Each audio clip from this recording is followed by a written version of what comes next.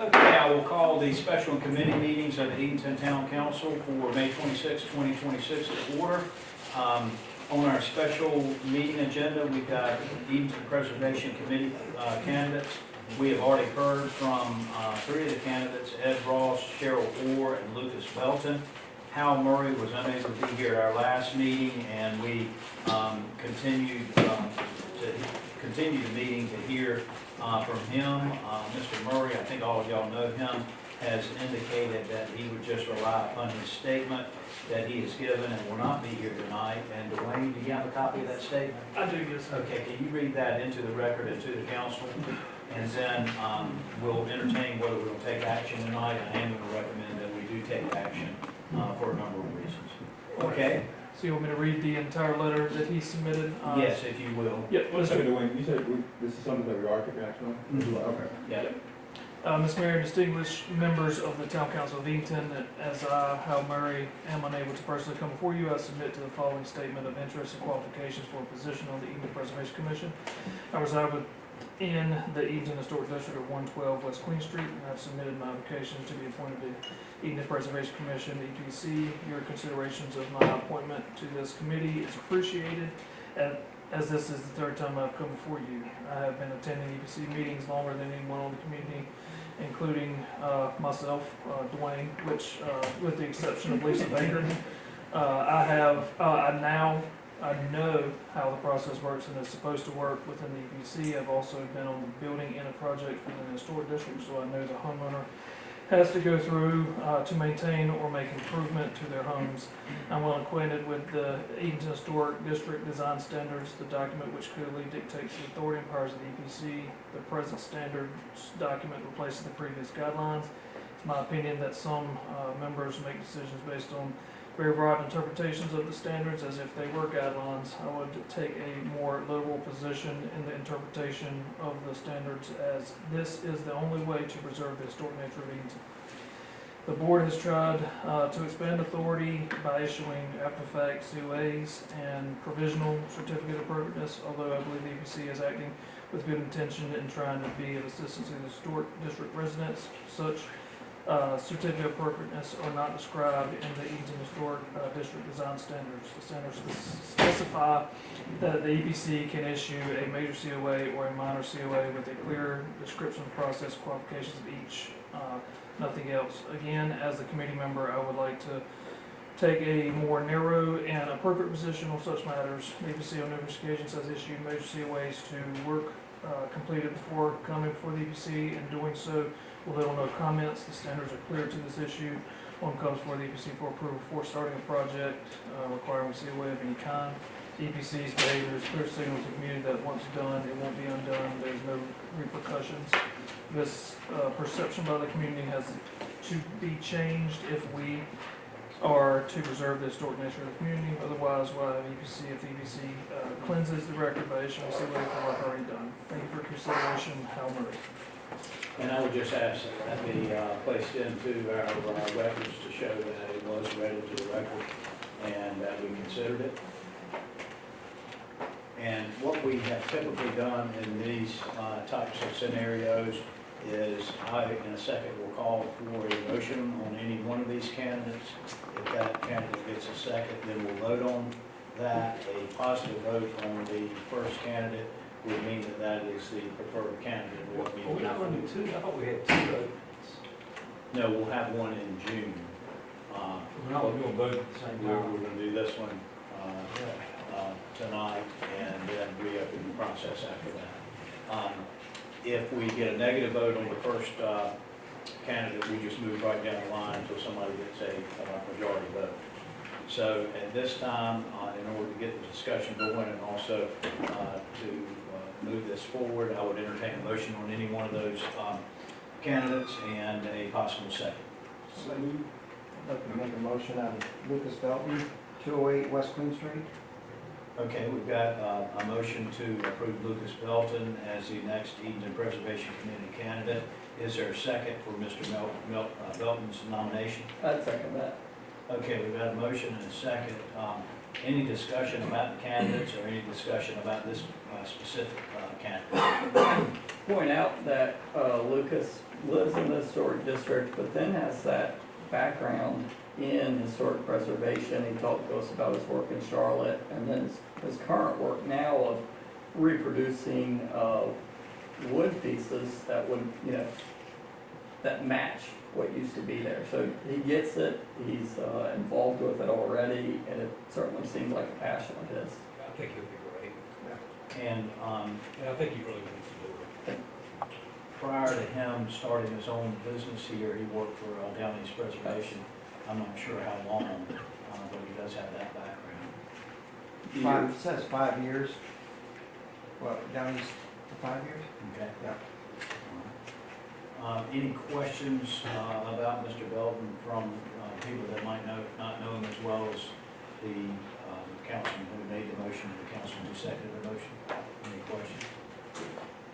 Okay, he's our first nomination. We got a second, so all in favor of appointing Lucas Belton as the next member of the Edenton Preservation Committee, please signify by saying aye. Are there any opposed?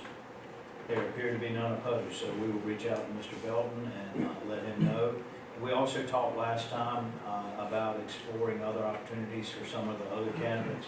And Dwayne, if we could get you to coordinate that. Yes, And sir. also, you'll be coming back to us with a new round of applications for another opening that we have that'll come up next month. Is that correct? I have several openings. I will talk to the candidates that have already applied and see if they'd be amenable to apply or accepting a position on another board. Okay. And I think I can come back with that information at next month's meeting. Okay. Is that all vacancies for all boards? Oh, vacancies for all boards, yeah, I have several on the Board of Adjustments, I think one on the tree committee and one on the planning board, if I'm not mistaken, so. Yeah, if you can get that list, that would be great. Yeah, if you would, because that, we get a lot of questions, what's open, when do I need to apply? Yeah, if you know anybody that wants Board of Adjustments, then let them know, that's very pressing right now, so. Okay, All right, thank you. all right, thanks, sir. At this point in time, we haven't technical difficulties with the next agenda item. Here she is. Can you hear us? Hello. Hello. Can everyone hear me all right? We can hear you and we can see you. Thank you very much. This is Mayor Hackney High speaking to you at this point in time. We've got a clear view of you and we can certainly understand you. Can you hear us all right? I absolutely can. Okay, great. This agenda item is a special presentation, and to the general public, I'd like to introduce you to Miss North Carolina 2026, Sophia Kelstrom. Is that close enough pronunciation on your? Very good job, yes. Okay. So Ms. Kelstrom is here and would like to make a special presentation about a project of hers that she would like to initiate called Blessing Box. So at this time, Ms. Kelstrom, I'm going to hand it over to you to speak to our citizens and also to our town council. Thank you very much for joining us. Well, thank you guys so much for having me. I do apologize for being in the Miss North Carolina sponsored car. There was a wreck on 85, so we have pulled over, and so now we are safe and ready to go, but they love me sometimes. But yes, just as you explained, I have a project that's very, very near and dear to my heart. I have had my own nonprofit organization since the age of 6, but it became an actual 501c3 when I was 8 years old. And it's all about fighting food insecurity on the local, state, national, and international levels. This has been my entire crux and reason for even competing in the Miss America opportunity in the first place. I've been competing in this organization for 10 years as a team contestant to now, and finally have won the opportunity to represent our state at the Miss America competition. I competed last September. I had 60 days to go before the national competition. And since coming home from there, I've actually had the greater opportunity to represent and visit everywhere from the mountains to the coast and all in between. But advocating for fighting food insecurity, I have legislation in the works. I've worked with a plethora of nonprofit organizations, food pantries, food banks, etc., to help lower the food insecurity rates across North Carolina. One of the things I am most excited about is this Blessing Box project. It kind of operates like a free little library. I'm sure everyone has kind of seen one of those around somewhere, but The idea is that you take what you need and you leave what you can. It inspires volunteerism in the hearts of our youth and also provides the community great opportunities to give back to one another, all while completely destigmatizing food insecurity, as there is no personal information shared, there is no one has to know, there's no log of who visits, when they visit, there's no camera, there's nothing to keep anyone from reaching out and taking hold of the resources that they need. In all of my experience in my over 20 years of doing this, I have found that a lot of communities really rally behind this. A lot of benevolent organizations, a lot of schools get involved with food donation drives, what have you. You put non-perishables, sometimes hygiene items, things of that nature within these boxes and let the masses take hold of them as they see fit and as the need grows. When I had the opportunity to actually visit the town of Edenton on my 100 county tour, which, side note, I am the only Miss North Carolina in 87 years to visit all 100 counties in her year. But on my tour, I actually got to visit your quaint town, and when I was there near the water, there was a beautiful park that I thought instantly would be the perfect place for a blessing box. I have worked with carpenters. I've also worked with schools that have woodshop classes. I've worked with a multitude of different people about how we acquire these blessing boxes. But however they're assembled, however they're donated, however they're brought together, however they're established, the idea and the purpose of the box remains the same: to provide resources to people in the community without stigmatizing food insecurity at its core. So that's a little bit about what I do. I thought that your town would be the perfect place to do it, and when I had the opportunity to sit down and meet with a couple of the representatives there, I thought that this would be the perfect place to put one up. And really, I was wanting to see what the possibility of that would be, especially before I give up the crown and crown the new girl at the end of June. Okay, that sounds good. So, under your thinking, this would be something that would continue past your term. You're going to continue working on that. It's just not, it sounds like it's been a lifelong commitment for you. That's what it has. Okay, certainly. Well, I've talked with the town manager about it and our administrative staff, and I think what they are seeking from council tonight is just some consensus. Are we interested in this enough to instruct our town manager to continue talking with you and see what it would take to put together a blessing box here in Edenton? So at this time, I'll open it up. Does anyone have any questions of Ms. Kellstrom regarding her program and regarding specifically the blessing box? So who'll be in charge of the maintenance of it, if installed? So the way that it's constructed, at least in the ones that I've had, if you're talking about the maintenance to upkeep the box, you can always let us know. So I have an app that has actually just been launched not even a full 2 weeks ago. It's called Blessly. It is actually a blessing box locator app of all the blessing boxes that people can go and submit locations of blessing boxes in the entire nation. So it's a nationwide app, free to anyone to use. But one of the process and one of the applications on the app is that you have the ability to report if there's any kind of damage to a blessing box and things of that nature. And there's also a QR code on there as well that people can donate and give to Blessly. But as well, through my nonprofit, we have a separate fund that can help repair any blessing boxes if they need those repairs. We would just have to have someone go through the app to let us know that something needed to be repaired. That's a great idea. Wow. Great. Yeah, Yeah. exactly. So is there general consensus to, okay. Yeah. Well, thank you very much for your dedication to this cause. Thank you for your commitment to visit all 100 counties. A lot of times this part of the state we feel a little left out because some people don't pay attention to it. So it's nice that you have come out to our beautiful part of the state.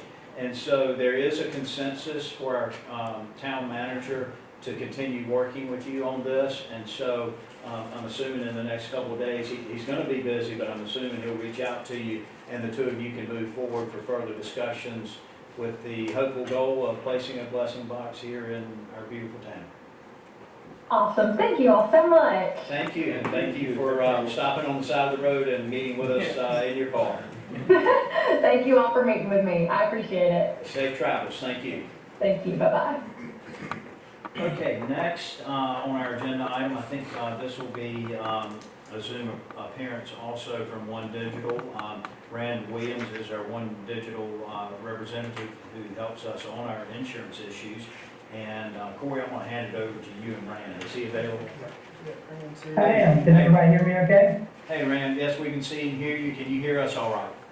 I can. I'm going to share my screen while Corey might kick it off with an introduction of what we're going to be talking about today. All right, thank you, Rand. Thank you, Mayor. So tonight, what we're gonna do is take a look at the, most recent insurance renewal negotiations that One Digital, has been really working on, with Tammy and myself, really since. All right. Can everybody see my screen okay? Yeah, we can see your face, but if you're sharing a screen, we can't see the shared screen. Not sure. It said I needed approval, or somebody had to approve the share request. Yeah, hold on one second, Rand, let me get it. Yeah. Try it again, Rand.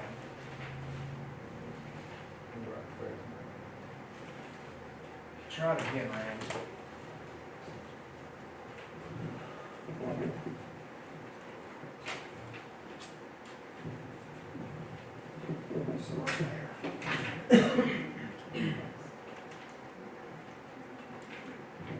Rand, can you hear me now? I can. Okay. All right, well, I'll pick back up. Try sharing your screen again. We've been working with Rand and his team at One Digital since late January on insurance renewal. So tonight, we're gonna go over, our most recent, recap from this past year of insurance, premium costs and payouts, as well as what, Rand and his team were able to, put together for us, with Cigna. And we'll be taking a look at two scenarios that are being presented for Virginia and I to utilize tonight to move forward for this year's upcoming, fiscal year 26-27 budget. Rand, you wanna take it from here? You've got your presentation up? Okay, great. If y'all can see it, I'm ready. Yes, we can. All right, we'll go ahead and dive in. First, I just want to give everybody a little bit of context behind how your population's claims have been running lately and how that kind of tied into our strategy with this negotiation. It was a challenging one. Unfortunately, the town's medical claims and pharmacy claims have gone up very significantly when we look at the last 12 months versus the 12 months before. And if you might remember, it was kind of the feeling even when we were talking last year. The difference last year being a lot of things that were turning the corner and improving. Unfortunately, with your claims right now, they continue to trend upwards, and there's some situations around prescription drug costs that we just know are going to continue occurring, and they're drugs for chronic illnesses that can often be $50,000 or $60,000 a month or more. But all that to say, it's a rough year in terms of Cigna negotiation. Corey and I met, I'd say about 3 months ago. Both just agreed we've got to have all hands on deck. We've got to look under every stone. This is going to be a tough one. If you look here at this screen, this is the amount Cigna estimated to be your average claims in any given month under your $60,000 stop loss, meaning only claims for any individual up to the first $60,000 show up on this estimate. What's actually happened is this column here, you see the totals 40% higher, 147% higher than what they expected to occur. And so needless to say, they wanted a very large increase, and we were also very challenged to attract interest from the rest of the market. We went to Blue Cross, healthcare, Aetna, alternative self-insured options, anything we could do to attract some interest. But while knowing we really don't want to leave Cigna, I think the employees have been happy with Cigna. We took care of the Blunt's mutual drug situation. They will remain in network. The only offer we were able to get that was lower than Cigna was United Healthcare. But just at the top bullet here, where we started with Cigna was at 26%. And I know that gives everybody a heart attack. Fortunately, we've been able to get them to 18%, and that is their best and final offer. It was really only just a response to the United Healthcare offer of 14% that we were able to work with them a little bit more this year, because honestly, our actuaries would say, you deserve a 26% increase, and I don't usually say it that way, or usually we don't agree with the insurance companies every time. But with United Healthcare, it wasn't anything we're really seriously considering. They're in a battle with ECU health facilities as well as private physicians that are out of network right now. But at least it did give us some leverage that we needed that got Cigna down quite a bit. So when we look at what's going on in our industry, we're seeing inflation is a little bit lagged compared to traditional inflation, but we've always had it. Trend for us used to be 6% every year. Now all these insurance companies are saying 9% is kind of the cost year over year of what's going up. A lot has to do with hospital negotiations, some of the staffing costs within hospitals, and a lot with prescription drug costs as well. But with your claims being so much higher in the last 9 or so months, or last 12 months, you have 6 of your largest claimants taking these high dollar medications. We feel like we're fortunate to be at 18%. And that sounds kind of crazy, but we're seeing some very ugly renewals this year, probably the ugliest we've seen in a long time, with just some of the things going on in our industry. And so when you kind of look back over the last 5 years, most employers, most municipalities, you're going to have years that you beat the trend in the inflation. We've been able to do that year over year, almost every year, regardless of these high numbers where Cigna may have started. But unfortunately, most employers, for every 3 or 4 good years you're going to have one really ugly year. This is that ugly year for us. I would say I'm a little concerned that most of the risk is ongoing, so I don't want to, don't want everybody to say it's just a one-time thing. I hope things will turn around for us, but we've just got to work with the 18%. That's the best offer they have on the table. Corey and I have talked about a lot of different options in terms of adding a third plan, looking at what are other municipalities doing, what is the state of North Carolina health plan doing, whether that be in terms of deductibles and co-pays or costs that employees pay for insurance.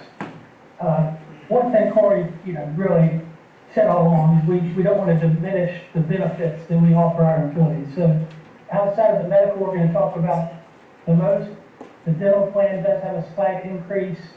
We are proposing that you keep your dental with Cigna. Tammy has said that we haven't had any issues there. Employees seem to be happy. And everything else is 0%. So our first recommendation is to remove these non-medical benefits without any changes. And then with the Cigna, you'll see here, these are the total numbers you have before we start thinking about how much of these dollars are employer paid versus employee paid. This is the 18% what it reflects. And you may remember when we instituted this new HSA eligible plan, we really hope to try to encourage some participation in that plan because it is a very generous offering, combination with it being a lower cost plan for those covering family members, but also really generous contributions into these health savings accounts. Even though we did more education last year, we only picked up 3 total people on the HSA plan. Everybody else still remains co-pay plan. We'll talk a little bit more about that. Because really what we're recommending is that you accept the increase because we don't really have any other choices, but also that you offer the same 2 plans as before.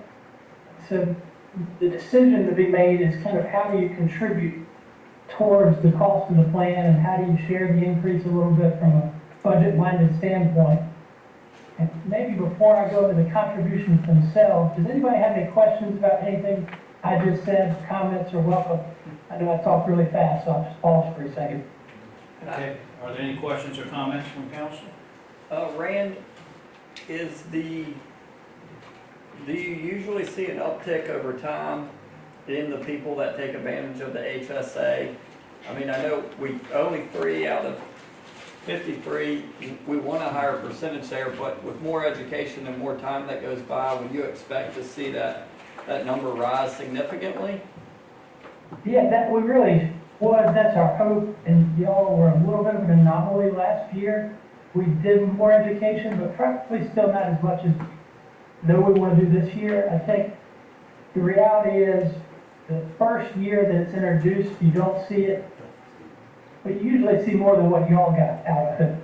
And of course, with your contributions, not many employers or towns are putting that much money into the HSA account. So it has surprised us. So Corey and Tammy and I have talked about how do we go about educating differently. We really want to, make sure the meetings are mandatory, but also allow for one-on-one sign-up sheets, just to sit down and talk with people to explain to them kind of how it really works. If you do the math, I know everybody doesn't have a lot of money laying around to cover a deductible and they value co-pays, but it's a better deal for all the employees covering family members the way it's structured today. So we want to educate more, and we think we will see more that will move to that plan. Okay, any more questions? Okay, Rand, you can move forward. I'm glad you asked, because that kind of ties into the rest of what we're going to talk about. Just for perspective, when we start talking about different plans, different costs, these are your two plans here, the same plans you offer today. And it's also worth noting, most HSA plans have much higher deductibles than what your plan offers, whether it be the individual or the family. These are the three state health plans that we looked at in combination with some of the publicly available data of other municipalities across North Carolina. It's somewhat common for a municipality to still have a plan on their menu at a $0 employee-only rate, but it is almost certainly not going to be a plan that is as good as your plan here, where you're at a $0 employee-only rate. From the state's perspective, their best plan on their menu, you'll see, is still not as good as yours, whether it be as higher deductible, much higher prescription copays, and then they charge per occurrence copays every time somebody goes into the hospital for something. And then ultimately, this middle plan was kind of what we played around with, considering adding, but the way it was pricing out, it didn't make a whole lot of sense for us to do. And then you'll see the state health plan, HSA, is a $5,000 deductible. They have a salary range contribution strategy in terms of what the employee only pays. Based on someone's salary, their best plan on their menu could cost anywhere from $66 to $160 a month. Or the middle plan, $35 to $80. And the HSA, it's interesting how they do it. It's $101 for whether you're employee only or employee plus family, but they do not put funds into the health savings account. And so we show this just to give you a little perspective that what y'all are doing is, far and beyond what most other municipalities are doing, and your hiring pool out there might be doing, especially in terms of the quality of your plan in combination with it still being available to everyone for $0. And maybe that's where we end up. We've got a couple scenarios for you. This scenario here, we're saying you could absorb the increase on the employee-only copay plan if we really want to hold that plan at $0, and then we share the increase kind of equally with those covering family members, and we do the same thing on the HSA plan. And then we also offer these same HSA contributions down in your bottom right corner, and what that amounts to is an 18% increase and about a $211,000 or $212,000 change. Back to that question that was asked, this is assuming everybody stays where they are. We do think with some of the increases in more education, we'll see a few more adopt the HSA plan. We don't see it, being 50% more will, at least not the way this is set up today, but we really do think some that are covering employee spouse, employee children, where you have all that enrollment, should take a close look at the math, and hopefully they'll understand that it's a better outcome for them, short-term or long-term, if they can just stomach a little discomfort of losing those copays.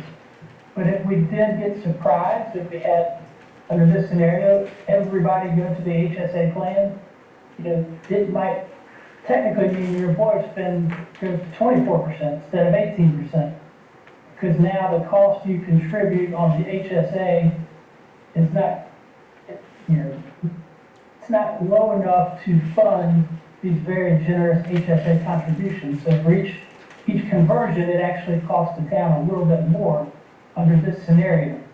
Realistically, we don't see that going upside down, but you could just say, this scenario could end up at 20% if we do the education right, and we ultimately get a little more, but not a ton of enrollment into the HSA plan, and we hope that's a good thing for employees. We know it might not be the lowest budget outcome for the town, But it's really, it's a generous offering, and once people get used to it, they'll get some money built up in it, and we think everybody will like it that is able to wrap their head around the concept.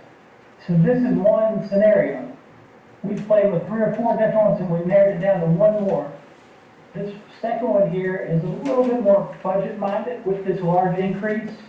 How can we feel good about the plans we're offering and also not necessarily absorb the whole increase, but also have the same kind of attractive option of the HSA plan to keep the plan that you offer today with copays? What we're saying here is we're just going to put a little bit of cost share where now employees will pay $25 per paycheck to have this copay plan, and then the rest of the tiers are just like the slide before where you just share the increase.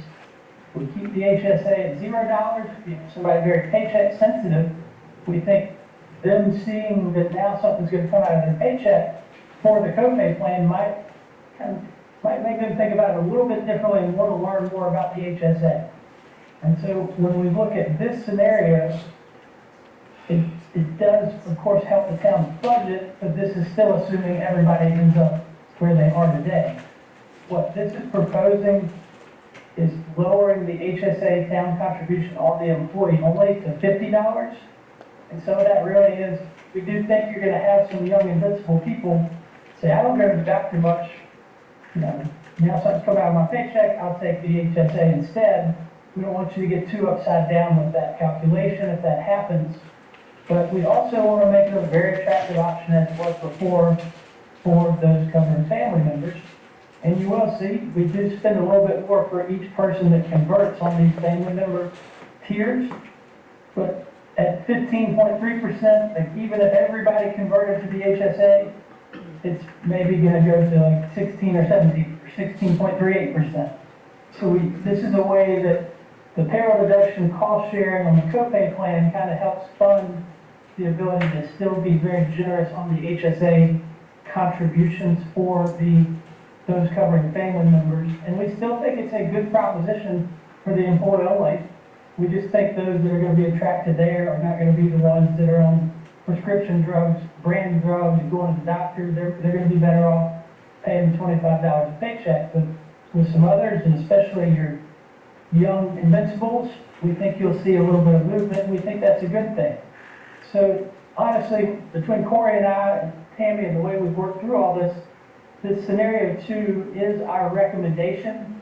It's trying to find the right balance between the budget outcome and the proposition to employees, but also just in the context of what other employers are doing, whether it be in your area, of municipalities, the state. We still think you can be very proud of these costs, but we hate to see that, employee costs do go up a little bit more in this scenario. That would just be the trade-off. So with that, I'll open up everything for more questions. So, Rand, this is Mayor High here. Under scenario 2, if we would vote on that, what would be the amount that would be taken out of the employee's paycheck, each paycheck? I thought I had my pointer here, but let me see if this will work. Oh, that's a drawing. $25 every 2 weeks. $50 $50 a month. but $25 per pay period for employee-only coverage. Okay. And Rand, the cost savings between scenario 1 and scenario 2, is that the difference between $208,000 at the bottom of scenario 1's page and the $180,000 on the bottom of scenario 2's page? That's correct. That's the true employer net change, because for now it has to be assuming everybody stays where they are. Right. That number's going to fluctuate a little, but we think scenario 2, it's a very tight range of how much it can fluctuate. Whereas scenario 1, if we if the education works well, we could see that number spiking to the 22% level, and that's just not going to happen over here on scenario 2. Okay, those are my questions. Thank you, Rand. Are there other questions of Rand? Brand, this is Patrick Sellers again. scenario one is what we have currently, correct? What we It decided on is, last it's year. using the higher cost now, where the only people that feel it with the sharing of the increase, you'll see in this column, 2026 increase, employee spouse now pays $44 more per month. But otherwise, it's kind of the same structure and strategy as what you offer today. Is it something that requires a vote tonight? I'm personally not prepared to make a vote. I don't know what the impact is gonna be to both the budget and the employees, because we haven't discussed the budget. Is it something that can wait till later? No. Yeah. What, We need action tonight because this is one of the placeholders we have started with the 18%. Not knowing the success of, how many people would change over from HSA or copay to HSA. The bandwidth on scenario one can take us up to 24% if we are successful at educating people about how close our copay and HSA plan is, what these contributions mean towards your single, individual, or family deductible amounts. So what we try to do in scenario two is if we have that employee cost share variation for employee only, which is the bulk of our staff.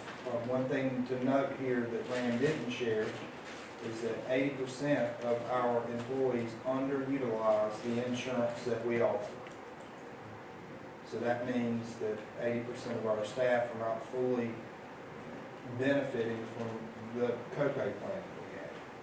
So when we thought about that, knowing that those are usually younger, unmarried workers, that they're more likely to want to see that take-home pay go up and to get an additional benefits. And that's really what scenario two does for us, is it focuses on the employee only and employee children, hoping to see a conversion there. I say that because most of the medical claim costs that we had was related to either the employee with high drug costs or a spouse. So we tried to focus on the employee and the employee children plans to really incentivize that, because that sounds like they're in that 80% that's not fully utilizing the insurance structure. And what that does, scenario two allows us to really put a cap on the ceiling, that if we are successful in explaining HSAs and how those work, that the employee only would say, well, it's going to be a $50 a month cost for me to stay on the copay plan, or the town would contribute $50 a month towards my plan. There's a $700 deductible difference between the HSA and the copay only for the employee only tier. But what it also does is it limits that ceiling, so whereas we can go up to 24% if everyone were to convert. The scenario two puts us at a ceiling where if everyone converts, the maximum that we would see would be the 16.38. What we hope here is that the employee-only staff members will see that, because that could potentially reduce us from 15.3% down to around 12.9% of an increase. So Corey, every one of our employees met with them individually or in groups, So or, we'll meet next week based on. I mean, last year? Yes, we met in 2 different sessions here in the overflow room and tried to answer any questions. We had times to go over one-on-ones with staff members if they wanted to talk about their costs, their medical claims, et cetera, to go in further detail. But really for us, tonight, we'll delay 2 things. One, the budget for medical insurance for every division or department, and/or the open enrollment period, which is slated to start Monday next week. the challenge that we have here is our town manager is scheduled to get our proposed draft budget to us by May 29th. Then on June 2nd, we have a Budget Finance Committee working session here in the council chamber overflow room. Then we have our June 9th full council meeting where we'll have public comment on that proposed draft. And then on June 22nd, we will have consideration of a final budget effective July 1st, and that needs to be reported to the state by the end of June. Is that correct, Court? Yes. Our final budget. So that's where the challenge lies on this. And philosophically, the balancing act that we're going to be forced to choose between, do we take care of our employees in the same way that we always have, knowing that will have adverse budget implications and ramifications, or do we ask our employees to take a closer look at this HSA and also contribute $50 per month towards there? So that's the fundamental question.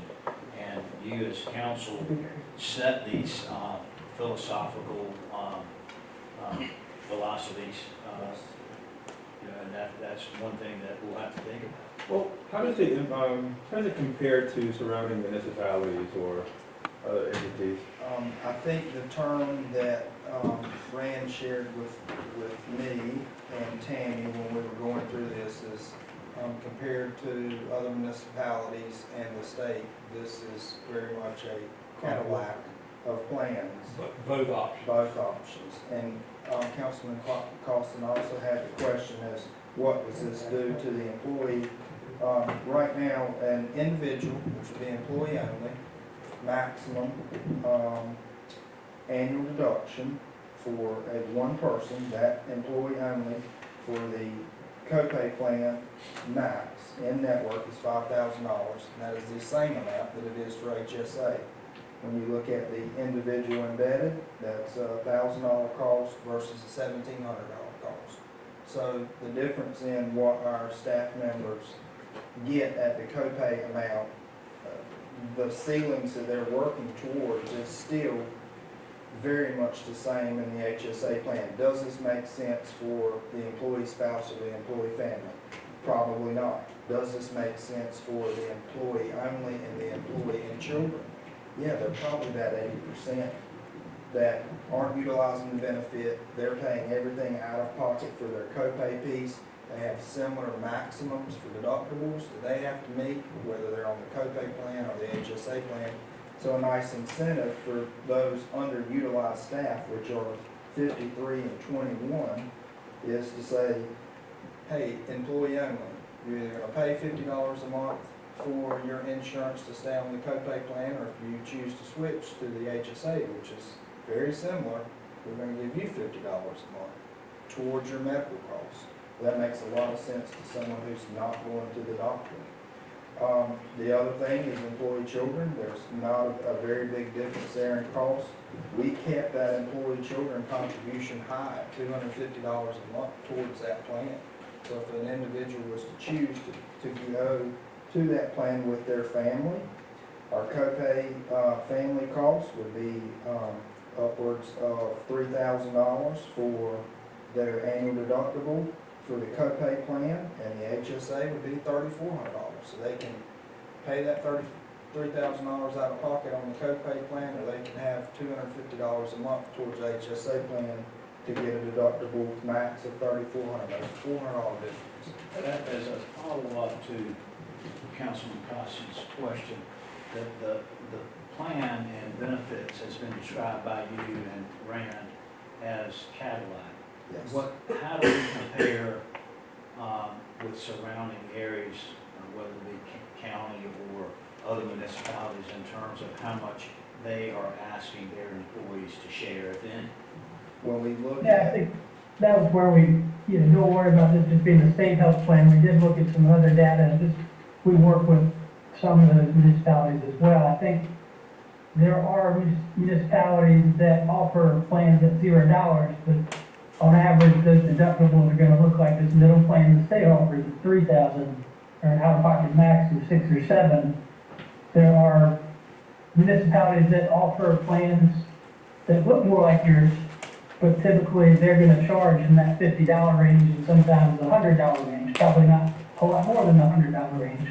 But it was kind of the 50 a month or 25 per pay period. It wasn't something we just made up to fit the budget. It was kind of what are others doing and how can we still be superior as a whole? And we really think the HSA option is the most superior because of municipalities that offer HSA plans, none of them are going to have a deductible as low as yours, and none of them are going to contribute as much into the HSA accounts as what Corey is proposing in scenario 2. Rand, is that your recommendation? I guess, it'd be nice to know what you recommend and sort of what Corey's, thoughts are since he studied it so much. Yeah, I mean, I think he and I went back and forth for the last few weeks. We had hoped to get this in front of y'all sooner because we're trying to find that balance. But really, we know the HSA is not going to be a fit for everybody. We don't want to just pass on, costs just for the fun of it. Knowing you all have not had to do that in many years. So I get that it's a painful recommendation to see this employee per paycheck increase that employees have not seen in a while. But it is my recommendation, and I do think there's an out for the people that are upset about the payroll deduction if we explain to them a little bit more how the HSA is going to work for them.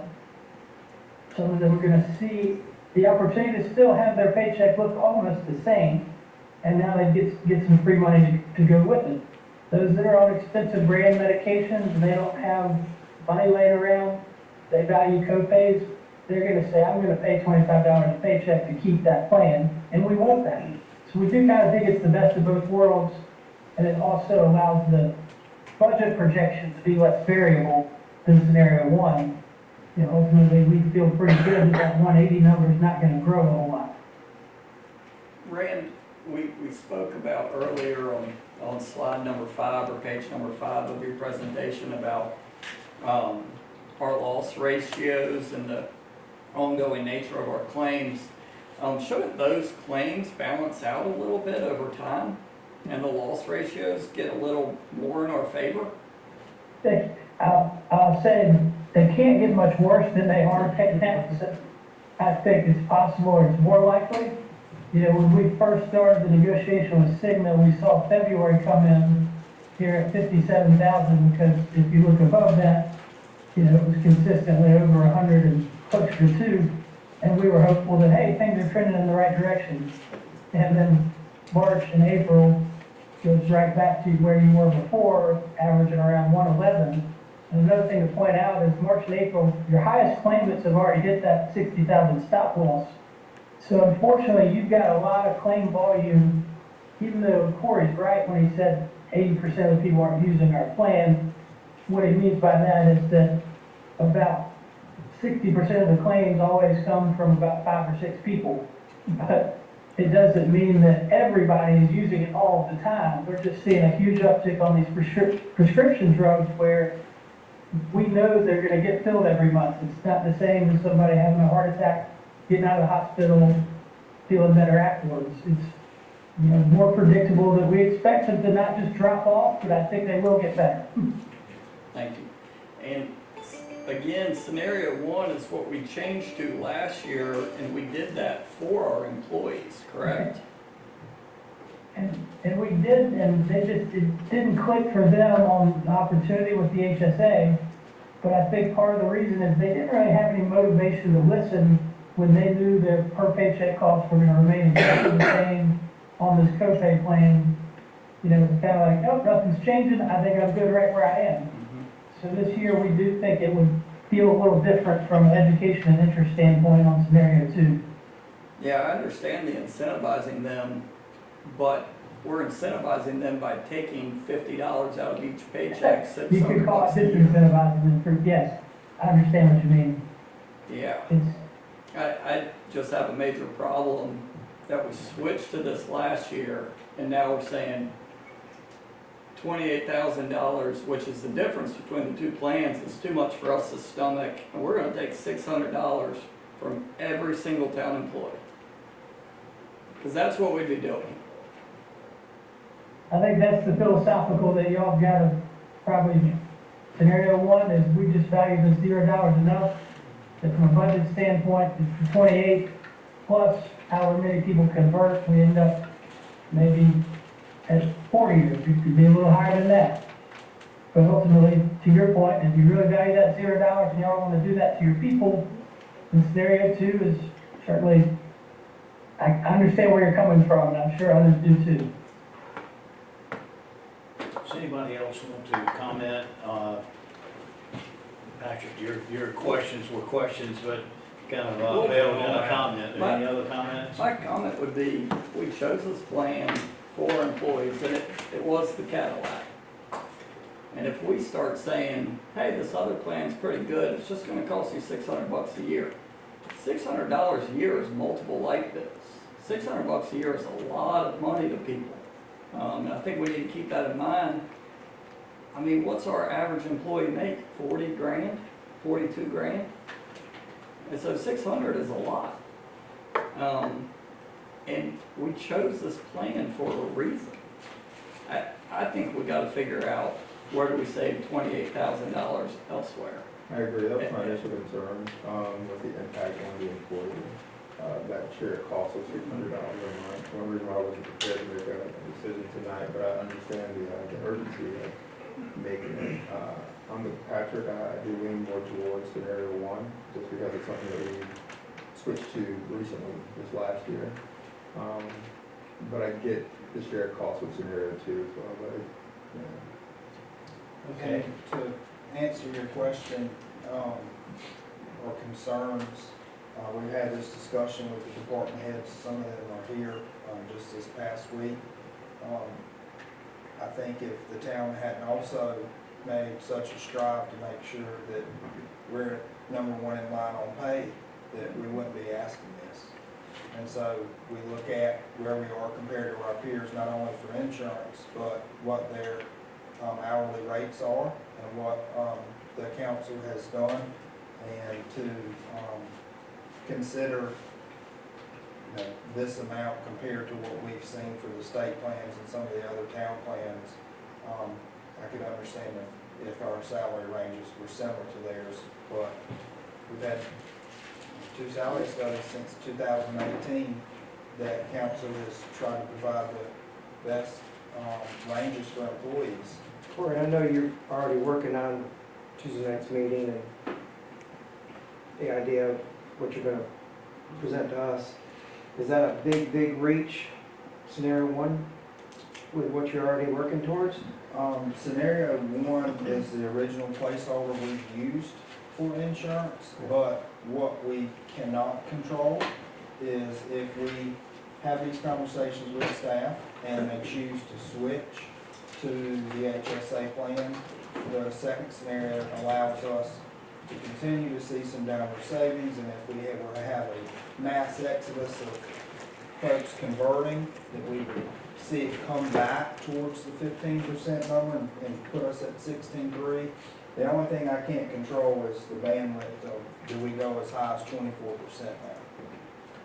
That's what scenario 2 does. We gave them a chance last year, we didn't see it. We went from 1 person the very first time we offered HSA to 3, and if this was all office and administrative staff, I think the table counts would be inverted.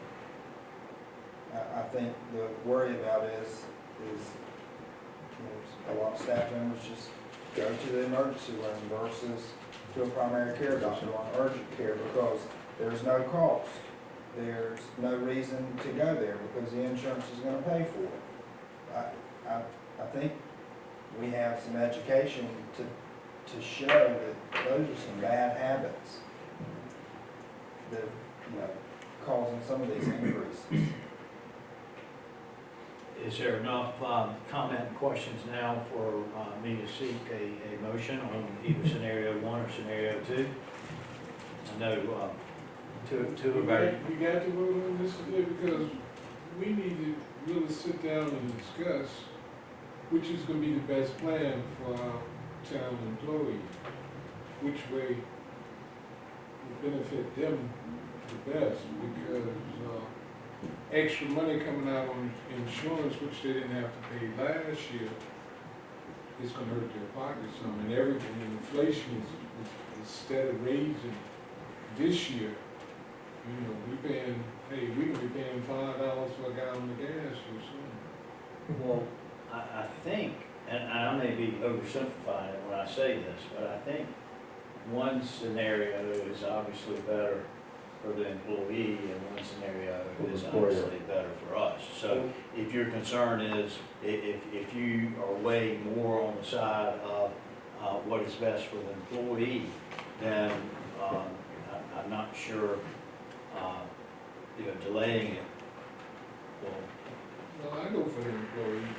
Well, Mayor, I'm prepared to make a motion.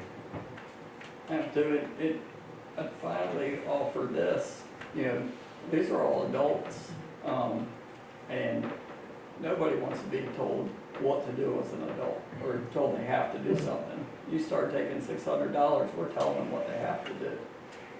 And I'd rather give them the choice and rather not I take think we any made money a from them. commitment last year. We had to stick with the commitment from last year. Okay, sounds like we're in position, one of you to indicate if you had a motion. I'll make the motion that we adopt scenario one. I'd second that.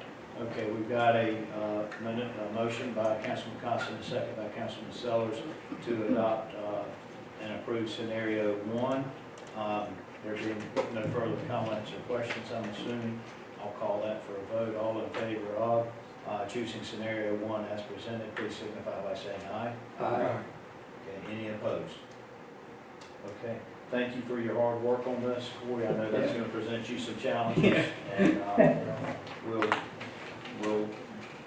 you'll spend, I know, countless hours working on that, and we'll have to give some consideration to what you come up with. Okay? All right. Thanks, Rand. Thank you, Rand. Good to see everybody. As is our custom, we always call upon our nonprofit partners to come before us and make an annual presentation. The next agenda item is Main Street, Edenton. We've got our Executive Director, Chess Chesson, here to make a presentation on behalf of that group. Chess?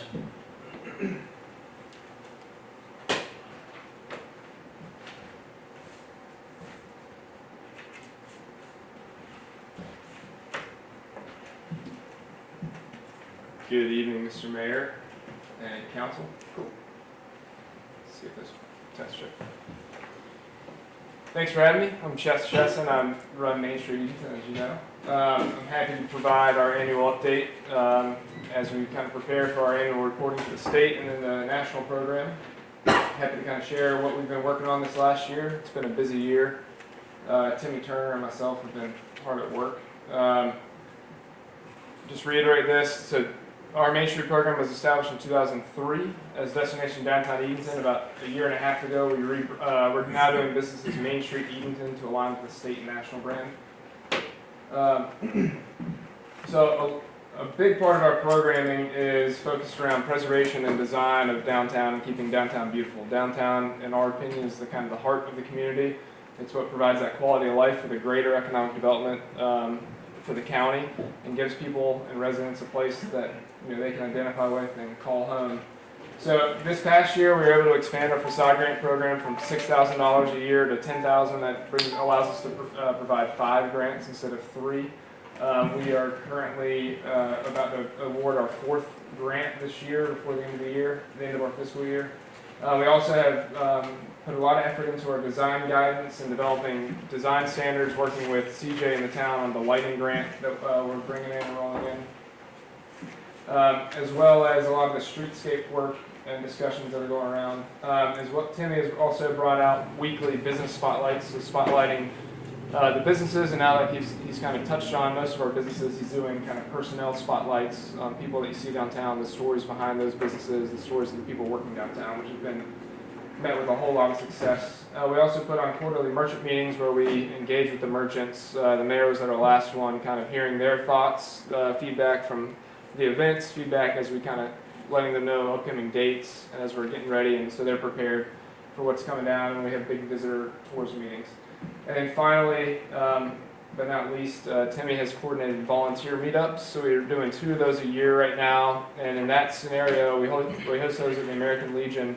And he's brought in all of the nonprofits in Edenton just to bring residents that have been here for a while and are looking to get engaged, or also new people that have moved to town, so they can kind of come talk with the local nonprofits and see how they can give back and get acclimated and brought into the community. And those have been very successful and a lot of fun. Within the past year, we've purchased an SL75, which is a mobile stage. The stage on the picture there, that folds up into a trailer. We purchased that through 50% grant funding and then 50% through a private donation. We own that and we use that for our own events, as well as we rent it out. We have a partnership with a local organization called Southern Pines Events, where he rents it out, and then we get a cut of those profits. So we just recently, he drove it all the way to Oxford last weekend for an event. They needed a stage for one of their downtown events. We rented it for 2 days. We have 3 events coming up in the fall, and it's been hugely successful for our events. It kind of elevates the professionalism of the events and also saves us on having to pay about $1,500 for our tents and staging and all those things. As part of that, we're now a designated music community in North Carolina, and that music committee has now rolled into what we're calling the Sound Council. So it's a group of people that get together on a monthly basis to talk about how can we encourage businesses and other people to kind of bring in live music to downtown, and also help those businesses understand kind of what they can expect from a contract perspective, riders, basically collating all the assets. If a musician wants to reach out and play music in Edenton, we have those contact information. We can put them in touch with the Herringbone, who does Burger Nights on Mondays, with Ryan at the Taylor Theater, who's starting to bring a lot of events in there, which have become very successful, as well as Julie and Lincoln over at the Peanut Factory. So they had 3 or 4 events in the past 4 or 5 months. They're pausing now for the summer, and they'll roll back some more live music in the fall once the weather turns and it's not so hot in there. Which venue is that? That's the Peanut Factory. Okay. And when we rent out this, does the Edenton logo stay? No, well, it can. Maybe we should give them a discount if they keep it. Yeah. No, the branding, and so that's for us. One, if it's our event, we have that branding, but also for sponsorships, presenting sponsors, we put up the sponsors' logos on there, which allows us to, one, provide them with better exposure, and also make their sponsorship to Main Street a little more valuable. So we're about halfway through our event season right now. We work on a July-June fiscal calendar, but our event season starts in the spring and ends in the fall. So we just finished 2 weeks ago, that's about 2 weeks ago now, probably 3 weeks, Rockfish Festival, which was awesome. We had a great time. The weather didn't cooperate, but it was still a really fun event. Bunch of live music with Clay Street Unit playing. And then they actually hung out in Edenton for about 4 nights. They filmed some music videos in Edenton at our historic sites. They got to play some golf over at Acano. And the biggest thing is that when they left, they said that they would vouch for Edenton, that it's well worth going off the beaten path of kind of the normal tour to come spend some time. They're in the middle of a 7-week tour, and they love, one, coming to play here on the waterfront at Hayes, and then also just playing golf and relaxing before they hit the road again. Coming up in June 13th, we have our Sounds of Summer concert series, and this is more for the general public. That's a free concert series down the waterfront. We have that in June, as well as August 15th. And the August 15th will be in partnership with the PD Police Department, which will be the back to school bash National night out. Yep, National Night Out. So we'll have live music at the park. We'll have all the backpacks and other vendors associated with going back to school, and so that should be a really fun evening in August. And then we'll have Peanut Festival coming up, and we're getting into that fall holiday season very soon, if you're already tired of the hot weather. So last fall was our first time kind of working with a high school to kind of help revive and bring back and make Peanut Festival a full day. We had seen that participation kind of taper off. I think 2 years ago it was about a 15-minute parade. This year we worked with them. Our intent is to not do it for them, but with them. And the ultimate goal is to make it a successful fundraiser for the Battle of the Bands. And so in doing that, we introduced a 10K and a 5K in the morning called the Nut Run, helped them expand and promote parade participation, and then we bridged the gap between the end of the parade and the Battle of the Bands with what we called peanuts and porches, so live music throughout town as well as vendors. And we were able to get the Nutmobile in town, and they had a blast actually. We reached out to them, no response, and then we, I think Karen Foley, who's not here, we did a campaign to just annoy them for about a week, and they finally responded to somebody and said, all right, we're coming. And when they were here, they said it was awesome. They're used to going to kind of these bigger peanut festivals, and they're a lot more, I guess, sterile and with Ferris wheels, and this was their back to the roots of having a community festival with a parade and tractors and horses, and it was a great time. We're excited to continue helping the high school expand that. Everyone's favorite, our downtown trick or treat. This is a big event. We always do it on the 31st, on Halloween in October. It's a ton of success. The streets are full of children, and they kind of venture out into the neighborhoods and trick or treat with the community. Really no benefit other than just bringing people into downtown and exposing them. The shops close down, and they hand out candy to the kids, and it's just a great kind of community event. Boogie on Broad this year, we brought it back to the south side of Broad Street, set it up, and we were thinking about kind of going back and forth, north and south, but I think once you see the sunset behind the stage down on the south side, it's going to be hard to do it anywhere else. So. And Chess, our south side, South Broad businesses at our quarterly meeting with the merchants indicated support for doing it every year right here. Yes, sir. Yeah, Yeah. we thought they might be big fans of flip-flopping it between the northern end of downtown and the southern end, but they said they preferred it also. So. Yeah, even the North Broad, or I guess north of downtown, north-south Broad, they were a little bit worried that they wanted to bring it back, and then even after attending this event, they loved it. So we're currently negotiating with a band for next year. And then here's our rockfish. So as I mentioned, Clay Street unit. You can see in that far left photo, the rain didn't really cooperate with us, but it was a really fun event. It was kind of just misty all day, but if you like music and you're a diehard for music, we thought it was a great event. We were able to partner with some other community organizations that were able to do some of their fundraisers there, including the George and Alex Foundation. And it was just a good time for those that showed up.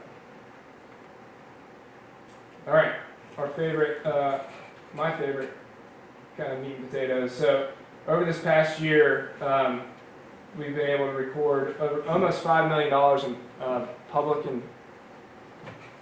almost $5 million in public investment, and then just over $4 million in private investment in downtown. So last year we were at $3.2 million in private investment, and we continue to see that kind of trend upwards.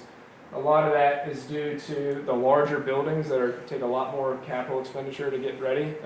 We have two of those buildings, or one for sure will be starting to break ground and do demolition in the next month. That's the Gordman's building, and then the Hotel Hinton is still tracking and spending money on their construction documents. You should have an update from that team very soon. Kind of covered up by the video there, but we doubled our volunteer hours this past year, so that's just engagement with the community coming out to help us support our events and participate, whether it's checking IDs, handing out tickets, serving beer and wine, helping set up and break down. So that's awesome to see that our volunteer network continues to kind of show up and put out. All right, an update on, I should have teased this one a little bit. This is 211 South Broad. So we're about 70% complete with that project right now. Contractually, we are going to turn that over to Provalis in October. We are tracking well ahead of schedule right now, and they are very excited to come to Edenton and kind of set up shop. About 2 weeks ago, they brought a client visit in, the first one in Edenton. They had kind of heard all the buzz in the Provalis circles from their sales team, and so they wanted to come see the project, which is very outside of their norm to bring them to a construction site. They were able to come in for about 12 hours and see Edenton. We showed them around Edenton, showed them the building, and they're very excited to bring some employees here. And when I say bring employees here, they're not bringing their employee base here. They want to hire Provalis, who then hires locally to support that client. That space is looking nice. Yeah, it really is. It is, there's no more shag carpet, unfortunately.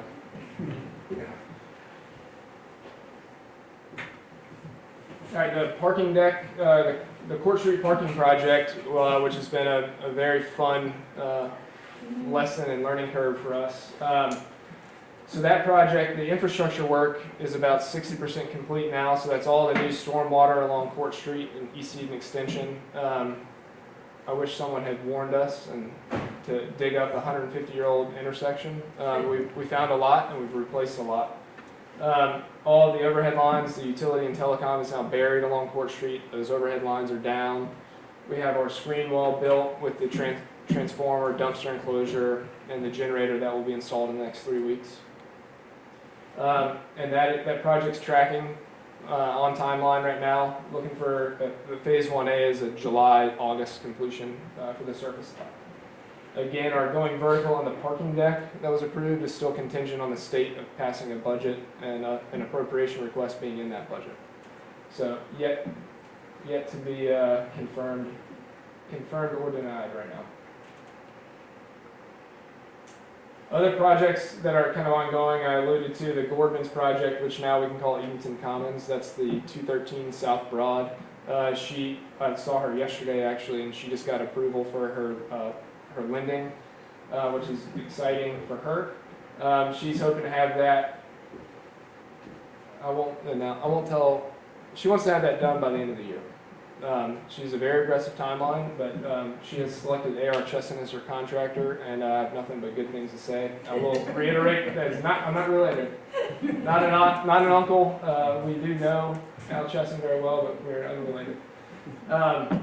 Same thing with the Hotel Hinton. They're continuing to spend money and engage with the town and myself as they continue finishing up their construction documents and plans there.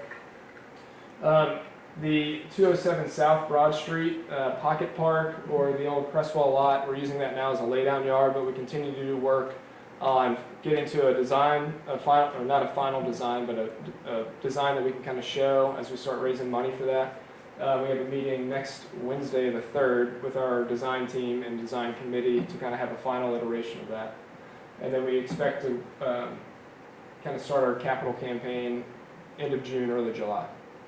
Chess, I know it's too early, but what are our forecasts on net parking spots change with the pocket park and the new parking deck behind downtown? So at the right now, there's about 140 parking spaces behind on the Court Street parking lot, the north and south lot. There are 26 parking spaces in the pocket park, the Main Street park. Those parking spaces are not fully usable, really, mainly because people don't park close enough to the walls, and so it's really hard to kind of navigate, especially larger trucks. It's been very useful as a laydown yard for the construction parking to not have them park on Broad Street. But to answer your question, all said and done with the parking deck, phase 1 and 2, north and south, we look at a net positive of about 140 spaces. So it'd be 260 to 280 spaces on the backside there. The Edenton Village Shopping Center, the broker there continues to have good traction on that. He has a letter of intent signed by a grocery anchor, which is awesome, and he has 2 other tenants that are negotiating right now that he cannot announce. Those other tenants, he's got 2 that have one signed a letter of intent, another one's in negotiations, then he has 2 that are waiting on the outcome of a final lease agreement with the grocery store. Is there a store that's going to be already past the LOI stage that's going to be located there within the next couple of months? Yes, I think Dollar Tree's it's official. And what is their timing? They want to be open by summer, is my understanding. I think they're actively doing. Actually, Connect Edenton's actually probably a little more informed. They said end of May. What I've read on Connect Edenton. And that's apparently from someone that was hired as the manager. the 56 acres by Fire Ford, which is in the bottom right, we've made good progress with that quick serve restaurant, which is an industry term for fast food, and then the C-store, which is an industry term for gas station. So those Gas station, convenience store. convenience store, gas, yep, a fuel depot. That was kind of got hung up in NCDOT for a little bit on kind of their traffic plan, but that has been approved recently.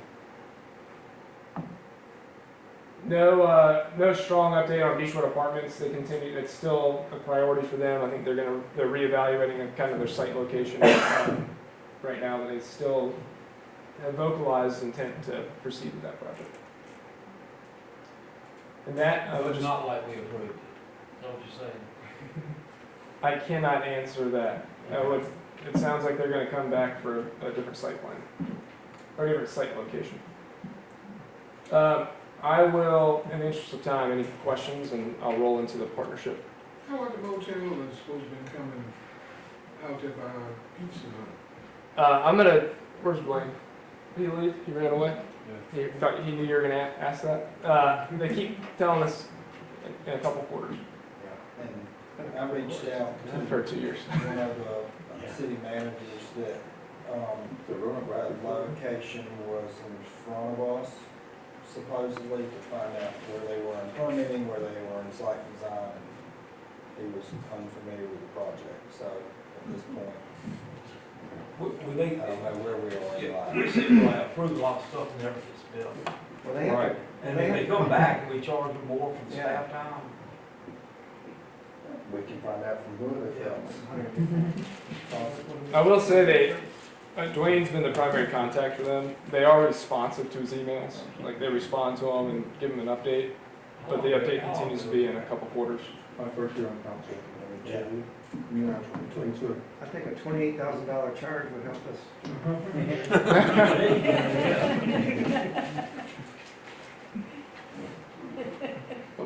Okay, now we're gonna. Any other questions? I'll hand it over to Michelle for the partnership update. I know with Provelis, we went and visited, Yeah. they took something from the community and kind of laid it out inside. What are we doing here? So Brian Vasquez, who is my intern a couple of years ago, and then painted the windows, and he did the Kraken mural as well as Coastal Threads. They've hired him to do a mural in their space, and they're being very intentional right now with kind of the pictures they want to put on the wall. They want to use local pictures. Remember, in the Tahlequah location, it's kind of Yeah. stock photos. Yeah, real pictures. then. They're moving away from that to bring in photos of the localities. Nice. Thank you, Chess. All right, Michelle, Michelle. thank you. Okay, thank you, Mr. Mayor, council, for the opportunity to have come before you tonight. Just a little quick review about the Evening Showman Partnership. We are a 501c3 corporation. Our fiscal year runs from January through December, and every year we have members of the board who rotate off and positions become open for nomination and election. This year we have new leadership on our board. Our board chairman is Joe Watt. Our vice chair is Michelle Lewis. Daniel Allega is our secretary, and Donna Winborn is continuing from last year as our treasurer. The town and the county are able to nominate people to serve on the board, and the representatives from the town that represent the town of Edenton are Hackney High, Ray Ohlert, and Bob Turner. And of course, Mr. Gooden is one of our ex officio members who also is on the board. We also continue to contract with Mr. Cheslin for all of our economic development work and projects that work with the town and the county. Our public partners continue to be the town of Edenton and Chowan County. I'm doing wrong. Is it on? I think it is. Excuse me. Should be just an hour. Can you do the phone? Sure. Okay, so look. Okay. I don't know what's, I apologize. Oh, you're fine.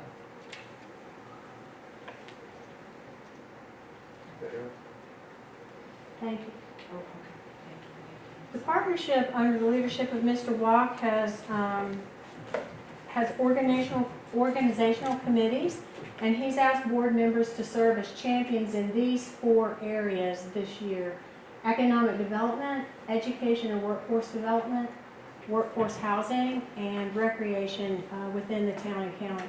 These seem to be initiatives that most of our board members are interested in, but they also seem to be areas where we have a lot of projects and movement within our town and county that we feel like we can be effective in partnering with those organizations. Please go to the next slide, please. Our community impact. Some of the things that we've been able to do over this last year is we've created a new committee that consists of board members and citizens within the community who are interested in recreation. This committee was developed to address the needs of recreation in the town and county. They have a name, Bridging Edenton and Chowan Recreation Committee. This committee is chaired by Mr. Turner. And they're doing some great work, and we're hoping to be able to partner with them to help them with grants and other funding initiatives for the betterment of recreation within our community. We successfully completed requirements for the $50,000 site development grant that we obtained with Golden Leaf this year. It was for the due diligence work that we were able to do at the Edenton-Chowan Airport Industrial Park. We also were able, after several years of working on this project, we were able to complete the successful transfer this year with the town of the conservation easement on Midway Drive. And in doing so, we were able to sell 1 acre along with the quartermaster building to Down East Preservation. And it's our understanding that they are planning to do some renovation work to that particular building there. One of the other things we were able to do is celebrate the opening of Focus Broadband's northeastern office location. That is the first building that has actually been erected in the Edenton-Chowan Airport Industrial Park, and that's where they're currently operating from. We also were able to finalize the deed to return the firing range to the town of Edenton. We partnered with Main Street Edenton and organized a meeting with COA and the Hampton Roads Workforce Development for expanding and enhancing a welding program at COA and also on the high school campus. We have many businesses in our area that have a high need and a high demand for skilled welders. And so we are hoping that through this partnership, we'll be able to offer more programs, not only starting at the high school level to continue to COA, but also graduating more students from COA who will be willing to stay here and work within our county. We also held a career forum at Johnny Holmes High School for juniors and seniors and partnered with the Edenton-Chowan schools. And as we did this with Main Street Edenton. We recruited businesses to actually come and do a career forum with our high school juniors and seniors to talk about the types of careers that are available here in Chowan County and ways that they can actually obtain skills and education for those careers here, with the hope that we are able to try to maybe help kids realize that there are careers here that they can stay here and actually make a good living doing in our community. We also co-sponsored a breakfast to kick off Johnny Holmes student internship opportunities with local businesses. The high school has a push now with the Career and Technical Education Program, where they're trying to partner students with businesses to actually do internships within those businesses. This year they were able to place 25 students in businesses throughout our community, like Regulator, Jimbo Jumbo. Some of them were with Lazy Weekends. The town of Edenton had some. So actually we have more businesses that want interns than we actually have students that we're able to place. So the high school's working very hard to try to increase those numbers so that we can have students in every business that would like to have an intern. And the hope of that is that these businesses can develop relationships, students can learn about what these businesses are doing and maybe see a career potential with them, and have businesses be able to make those relationships for potential hires in the future. Next slide, please.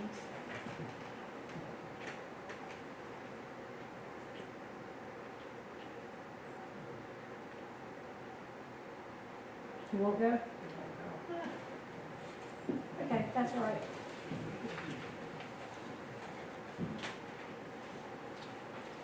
Some of the other things that the partnership has been able to be a part of this year is supporting the town with some work with grants administration. We are still working with the NC Department of Commerce Building and Reuse with the Albemarle Boats grant that they received for $150,000. We're still working through that process with them. We're also had the good fortune to work with the town of Edenton with the NC Department of Commerce and Industrial Development for the water main project on Paradise Road and Peanut Drive. We were happy to help support with that grant writing, and we'll be helping the town with reports as needed as that project goes forward. And we were also happy to be able to be a part of working with Main Street Edenton to secure the Golden Leaf Foundation Open Grant for Phase 1 of Project Teapot. I believe the town is actually the grantee for this, but that we were able to team with writing that grant for $500,000, which was received, and the partnership continues to help with the reporting for that project as it continues to go forward with Teapot. Jess, these next items are more your area as the economic development. Well, one thing I before you have- go, Michelle, before you switch gears Yes, sir. from that slide, that's a very short list of grant opportunities that Michelle has really helped us with for Main Street, for the town of Edenton, for the Edenton Partnership, some of the businesses. And we've stayed the course on this, and Michelle has been just irreplaceable in helping provide that oversight. This IDF grant we've held on to for 7 years, and she's been right there with us during her whole time. So I think it's worth a big thank you to you for that. Well, thank you for the opportunity to work with you. I've enjoyed it. Jess?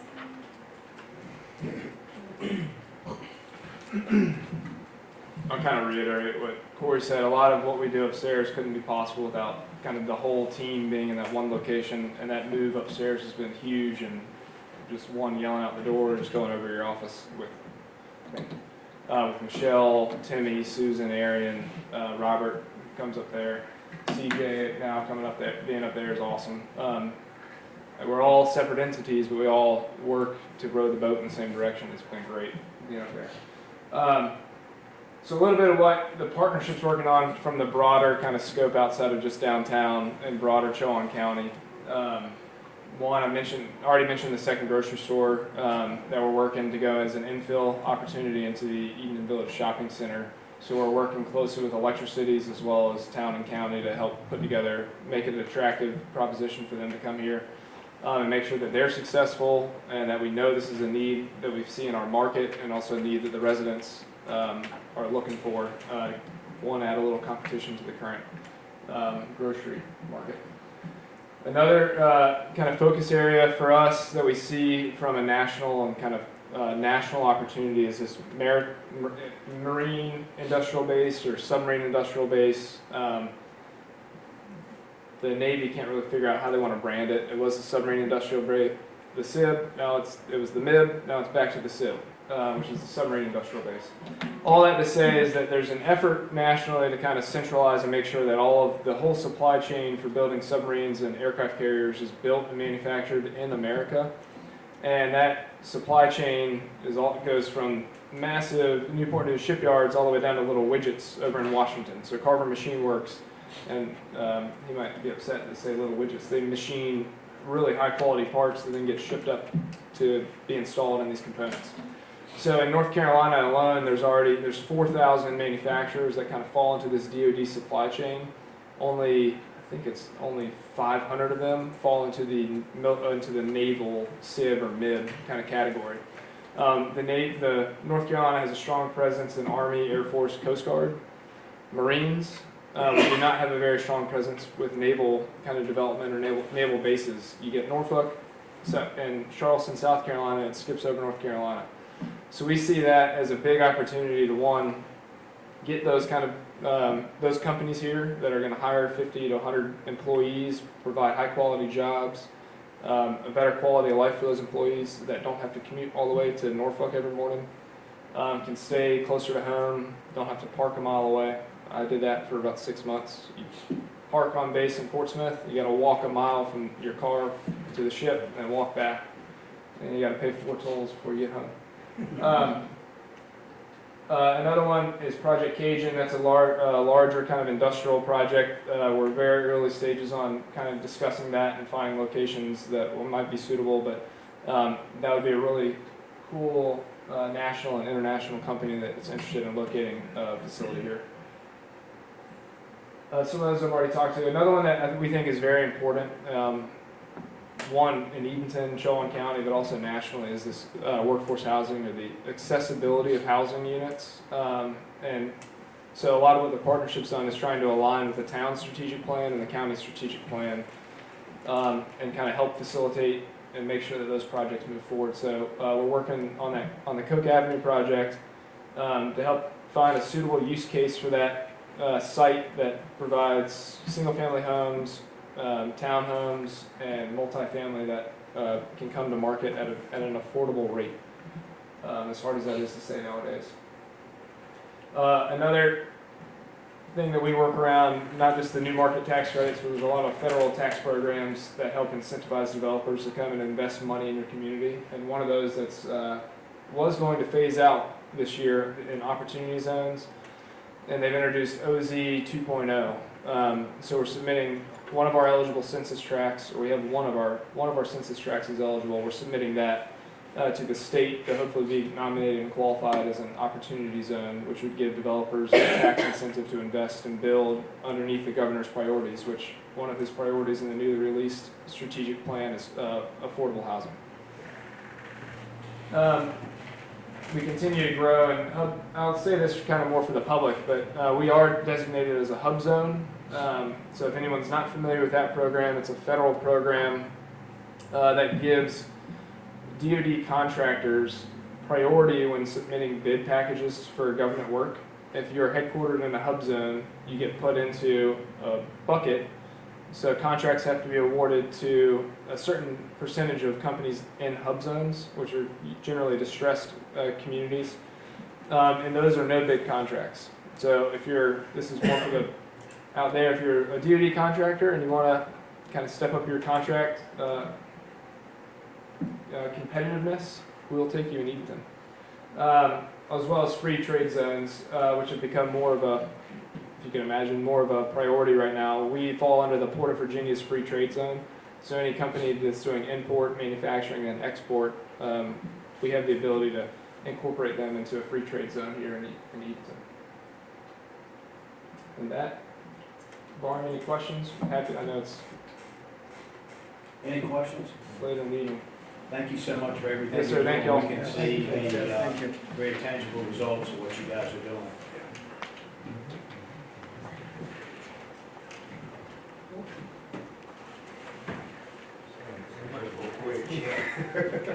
What's that? So much more. I knew it wasn't. People want to say. Me too, long. Our next agenda item is discussion of the U.S. Economic Development Administration letter of support. I'm going to hand this over to Corey for more discussion on this. We will need to take action on this tonight. Thank you, Mayor, and Chess is here with us also. This is something we've been having discussions pretty in depth with our partners here at Electric Cities. As part of the application process for the U.S. EDA grant approval, one of the things that has been requested on behalf of the town of Hertford is a letter of support to show, to assist them in securing grant funding for building of a utility substation that will support the MyTech new facility at their Marine Industrial Park. MyTech's relocation is unfortunate, but inevitable. We will continue to, and it will continue to bolster our region's industrial base as they expand and reinvest in Northeast North Carolina. This letter is part of the package to help our counterpart just to the north before a $2 million grant application to help with the substation there. Total project cost $4 million. And we've received this, and this is something that would be submitted from the town of Hertford by the end of this month. Yeah, I'm happy to give a little more context. So, about 18 months ago, MyTech reached out, and I think it was one of their C-suite showed up to the facility that was built in the 70s, and essentially he was there for a day and said that they need to build a new facility within a year, and it needed to be double the size. Right now they're at 150,000 square feet. They needed land for 300,000 square foot brand new facility. We kind of beat the bushes around in Chowan County, and unfortunately we were not able to find a suitable site to house them within their timeline. And to Hertford's credit, they've been working on the Marine Industrial Park for probably over 10 years now. And it is a good location for what MyTech's needs are. And it was between them leaving the state or moving next door. And it's unfortunate that they're leaving Chowan County. However, their employee base, a large number of their 90 employees were living in Chowan County, but also Hyde County and in the region. And their shift over to Hertford will not force their employees to have to move and relocate or have to hire new employees. So when Electricities came to us with this kind of request for an EDA grant, it's tough to kind of stomach that they're moving, but it's also, in kind of our conversations, it's being a good neighbor. They're not leaving the area. The way I personally approach kind of economic development, if it's good for the region, it's good for us in Edenton. So happy to answer any other further questions, or I know it's a Suck it up and congratulate them and Was it Give 'em a not, letter? in discussion for them to expand understand. operations there at one site? they are not able to do that in the current facility. Kind of their constraints are they want to remain operational while also building a new facility. So expanding, doubling their kind of square footage there is not possible while also maintaining operations. Yeah, I thought we had hopes until the last minute that they might stay in Chowan County.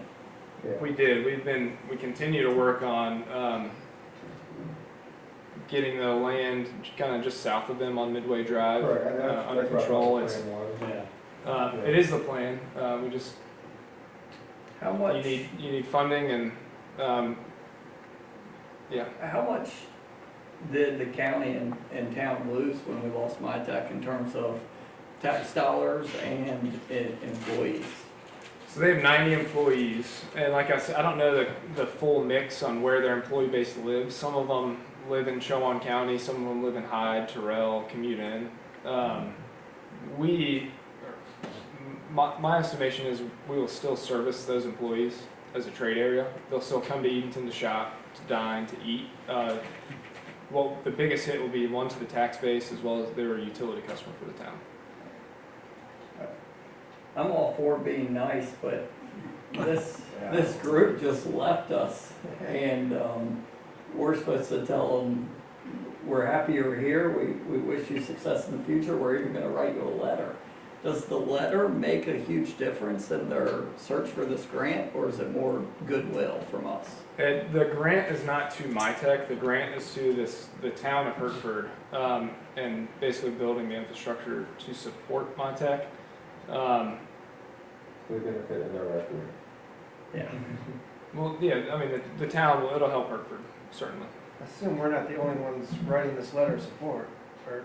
My understanding is that this is a new requirement from the EDA, kind of grant, and I'm sure there's a little bit of when EDA saw the situation, that it was one county over, that they wanted some certainty that. Maybe they want Pastor Tank didn't wanna write the letter. Elizabeth City didn't want to. maybe they want to pay $28,000. We see it as a long-term, if we can continue our efforts right now, we've made good headway on the other 2 parcels on Midway. If this kind of helps MyTech and Hertford get on their feet and get relocated, we hope it gives us some goodwill to talk to MyTech on the future of their existing site and their waterfront.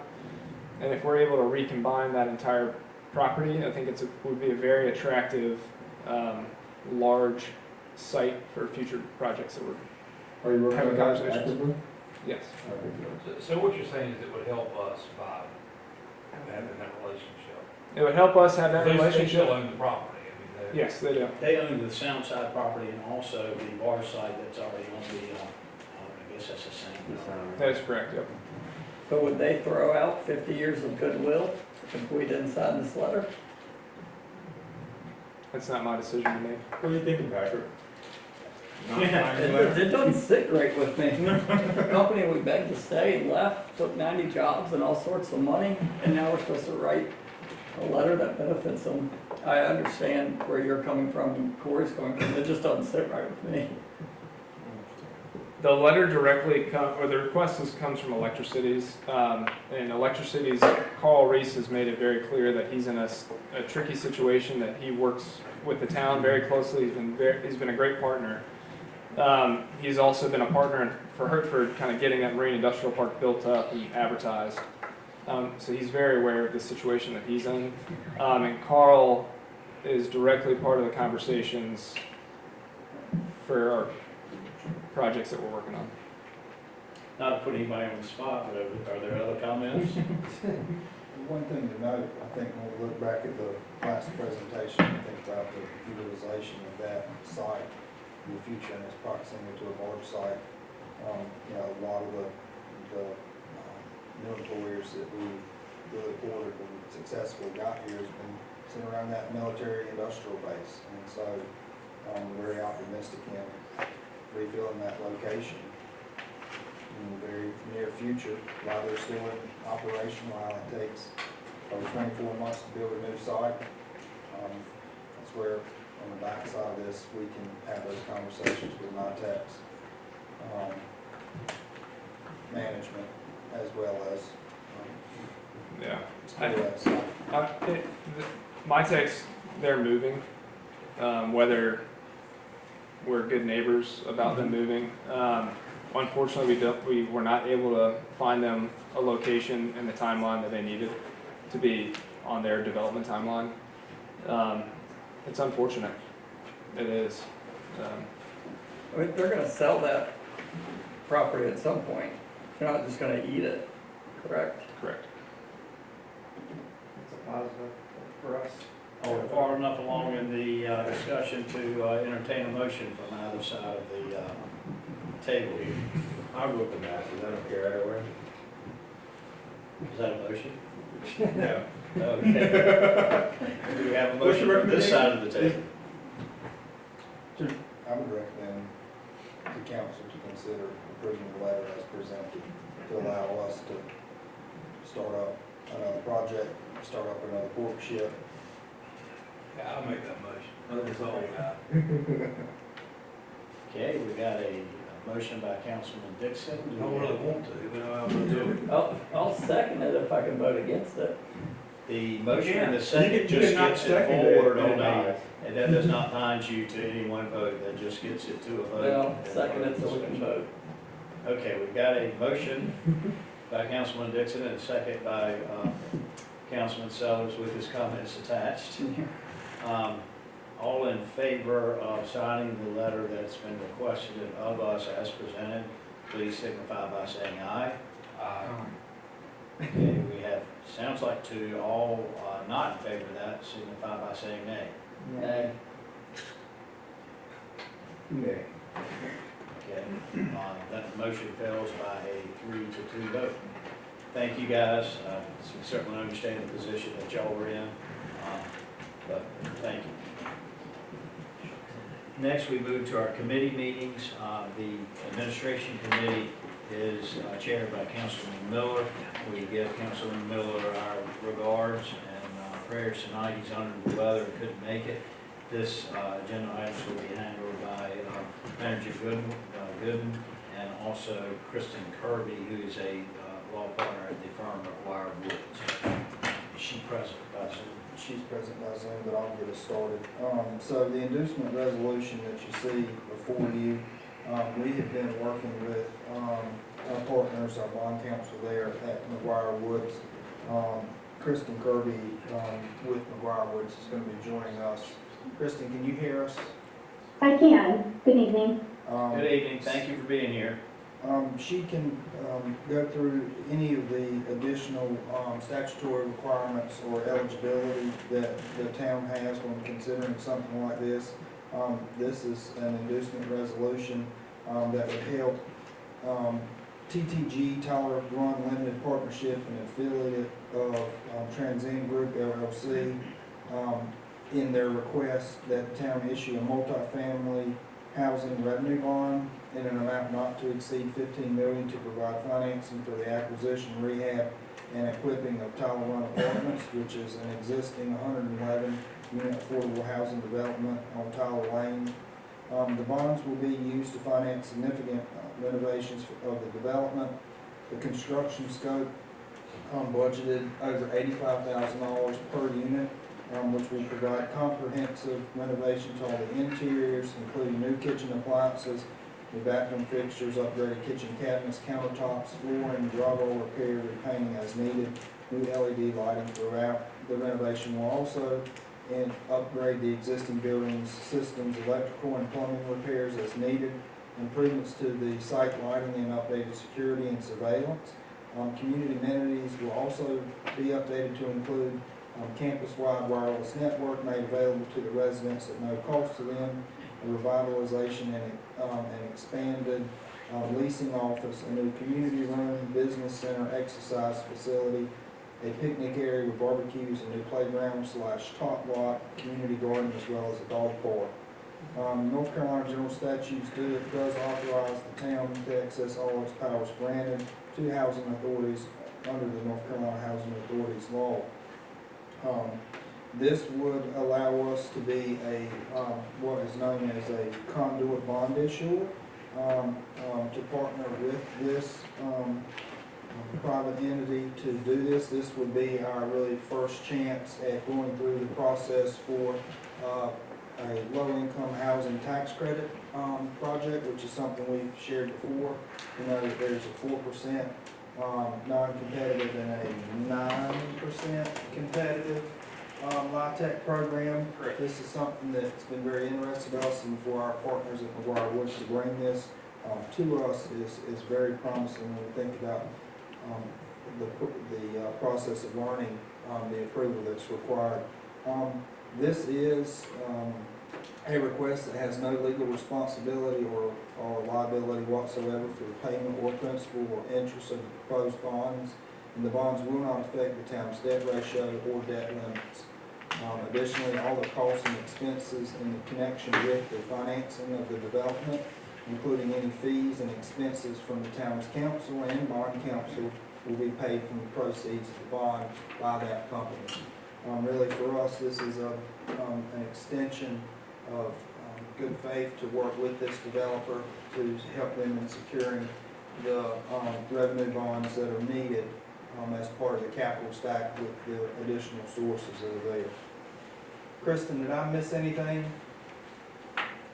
No, I think you hit all of the high points.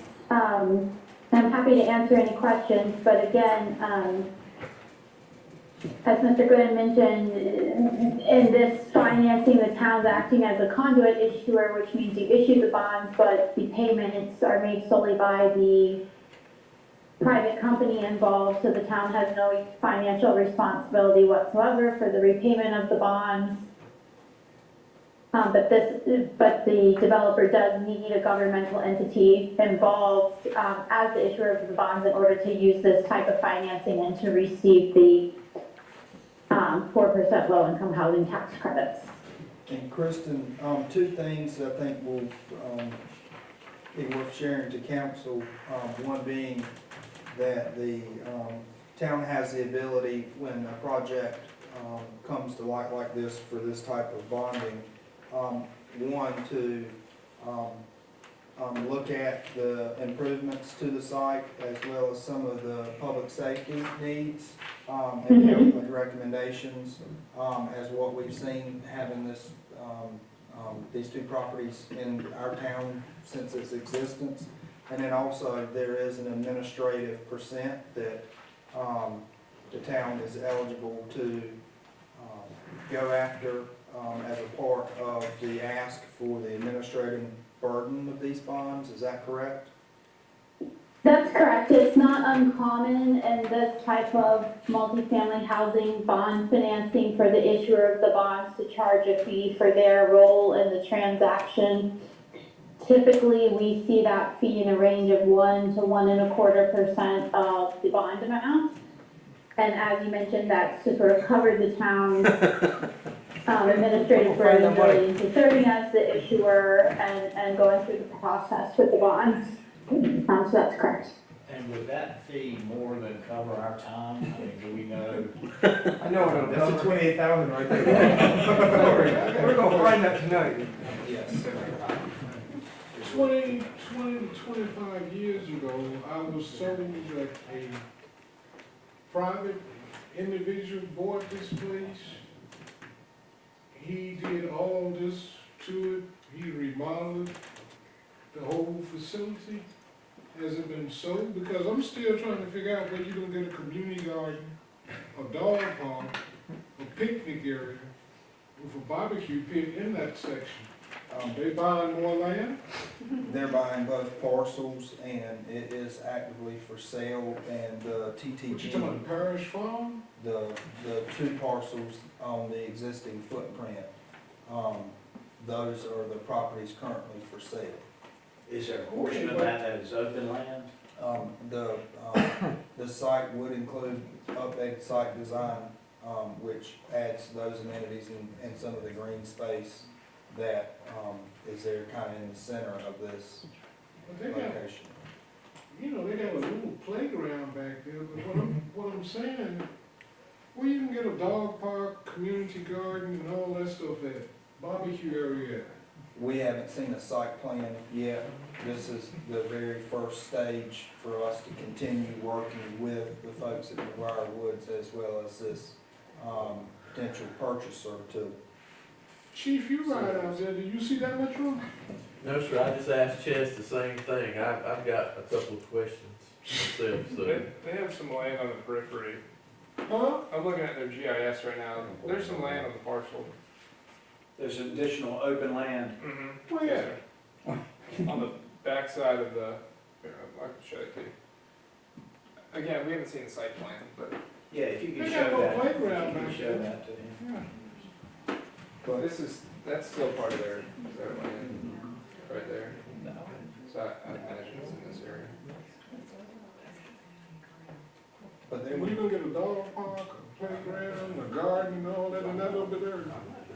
Okay. But I can see it work, I can see where it would fit, yes, sir. But this does allow us to continue the conversation with this group, to review those site plans, to go through our normal TRC, to look at these upgrades, to look at the community improvements that are happening outside of each of the units, as well as basically I think, yeah, I think $90,000 worth of improvements. I think that's the key, that it leads to further review, and further study, and further conditions that we put on it. I'm all in favor for it as long as it doesn't impact, I know it's improving the quality of life there, but as long as it remains income-based, I'm fine with it. I think it's great adding those additional amenities for the residents to enjoy.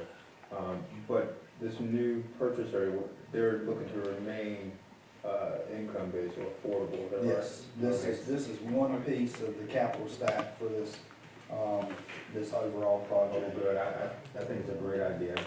And the residents will appreciate it as well. Does that, you know, put that in the form of a motion? Absolutely. That's in the form of a motion. Have a second. Second. We'll take action on this at full council. We wanted to. Oh, yeah, I forgot. Oh, yeah. We're ready. Yeah. I'm not against it, I was just wondering, you know, because they had said that 20 years ago that the multi-meeting had boarded and redone everything And, in there. and we had that discussion with Kristen, that'd be one of the very next things we request is, we've had a one-on-one with the interested buyer, to, get us that site plan, so we can review that to start our normal TRC process to see what we need. We would also include, the police chief when we talk about public safety for these common spaces that are outside the units as well. Could you put enough money into this bond where I can finish my sidewalks on top of this money to fill in the ditch? You mentioned that's part of that's a requirement, is that right? That when you do site work like that, Depending on the number of units and the number of spaces, there are parking requirements, there are sidewalk, et cetera, requirements. That will be part of the TRC review.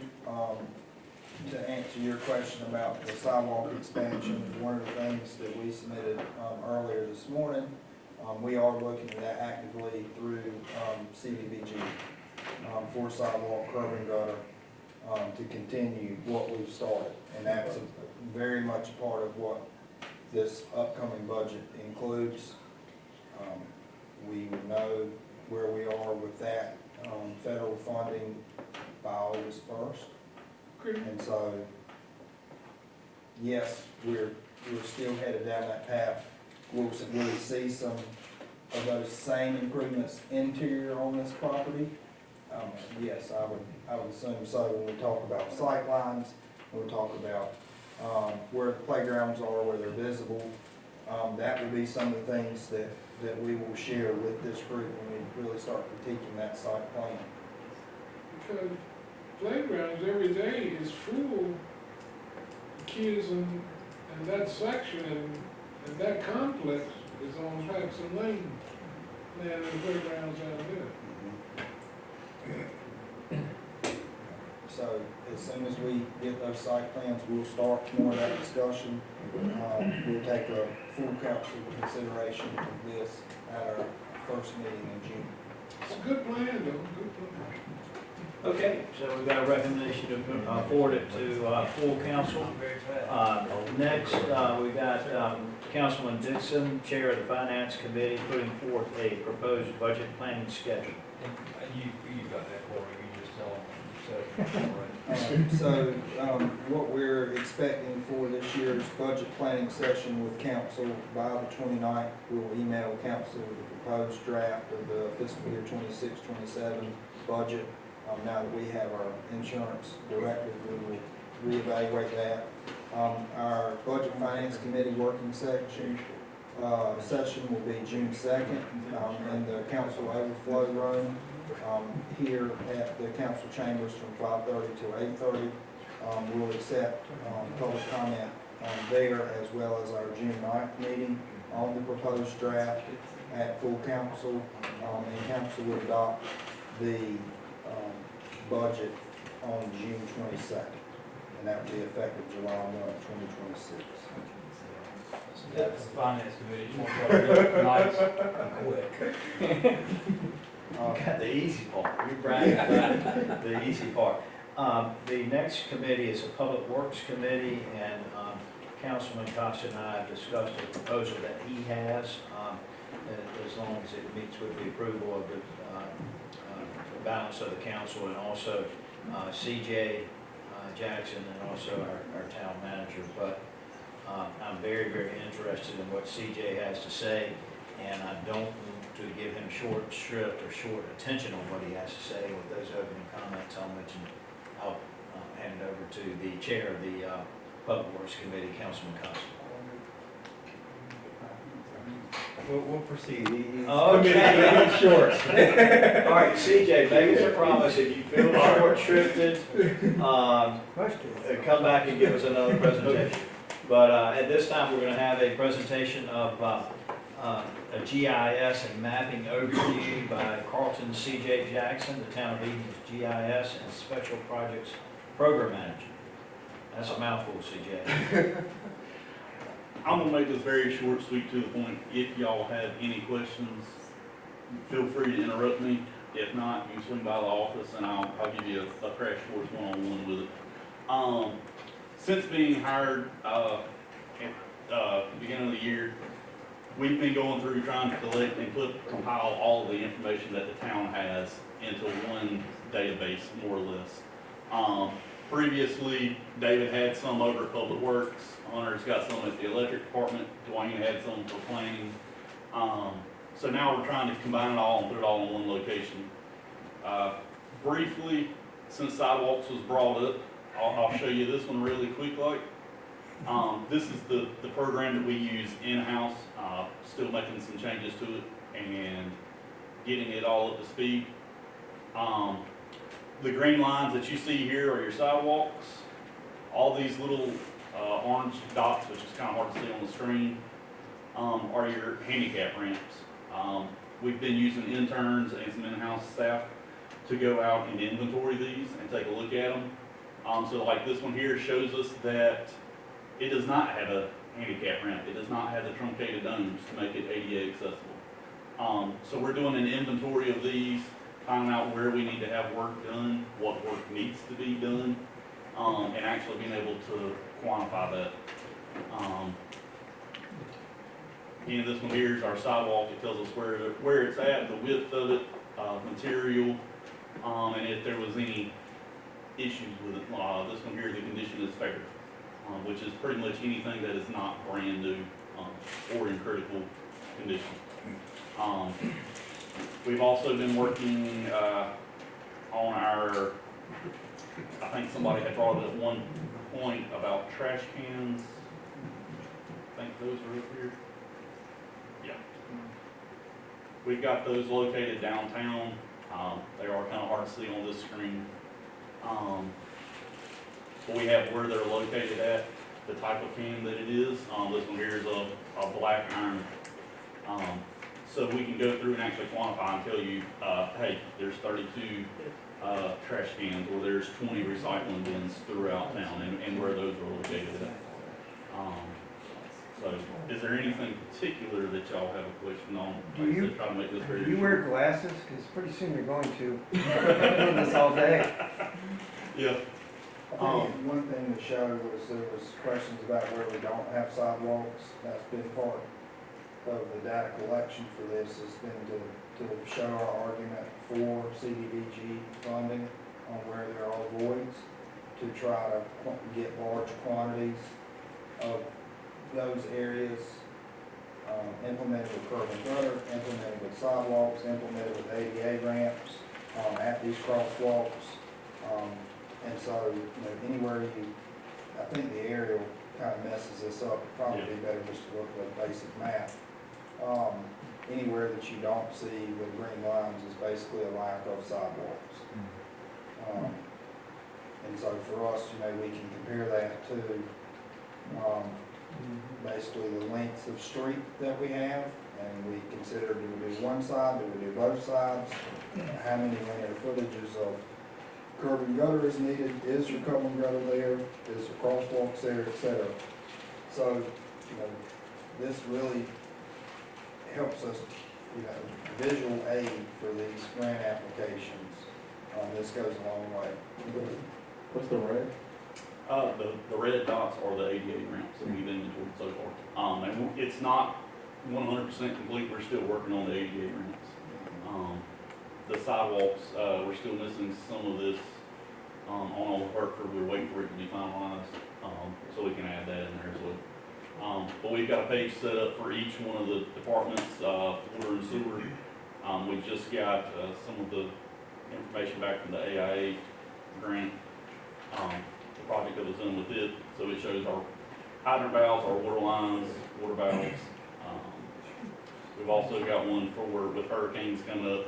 This is one that we actually used a lot with DOT. We can actually take and display this on screen. It gives us webcams throughout the state and throughout the country. Then it also gives us our radar, any warnings or watches that we have, so we use that as well. That's one that I set up on there for, Is that current right now, what you just showed us? Yes, sir. Is that in real time? yes, sir. Yeah, so, So I'm sure we'll have you got a little bit of range in for you. more updates on this. We had just scratched the surface on what we got and what we don't got. Quantifying this data as one of these condition assessments and all those. Pretty neat. Yeah. Thank you. And it's a work in progress. It's gonna a be good. living, breathing organism, so Yeah. it takes time and it's gonna constantly grow. We can constantly add things. I think it's gonna be a great tool. Thank you for doing that. Yeah. Hey, CJ, you didn't feel cheated, did you? Oh, no. We're talking about the time. All right, I know that, Councilman there, so there being no further business at this special committee meeting, I'll declare the meeting adjourned. Thank you for sticking with us.